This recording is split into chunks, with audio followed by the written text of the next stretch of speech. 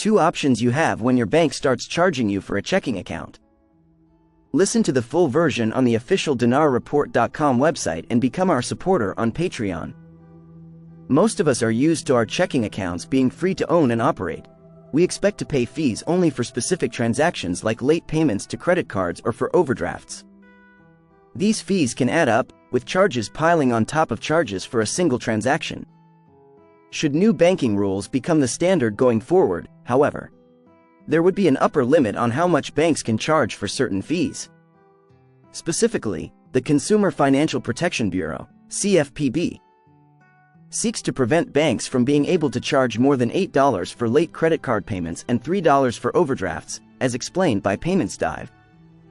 According to Wall Street Journal, J.P. Morgan Chase, the largest consumer bank in the country, plans are underway to circumvent the regulation by instituting more consumer charges for owning a checking account or using wealth management tools. Currently, most bank maintenance fees are avoided by having a balance above a threshold. But this could turn into a fee regardless of your balance. It won't necessarily end there. Reportedly, they are also considering increasing their interest rates and enacting a stricter policy on credit card loans. With this news in mind, here are your options should your bank start charging for a checking account.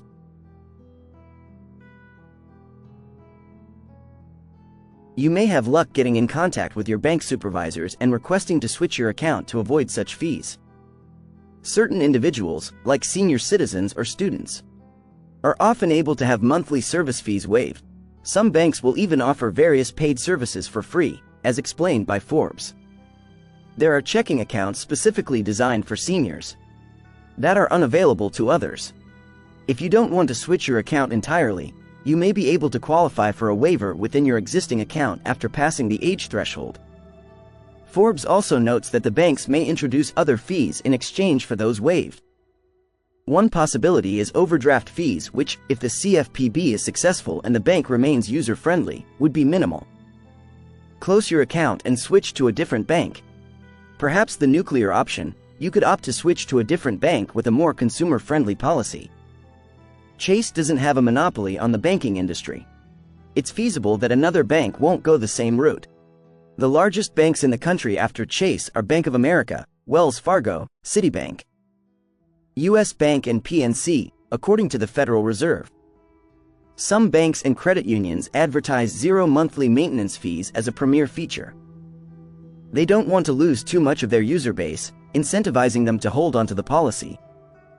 Listen to the full version on the official dinarreport.com website and become our supporter on Patreon. Source: Dinar Recaps.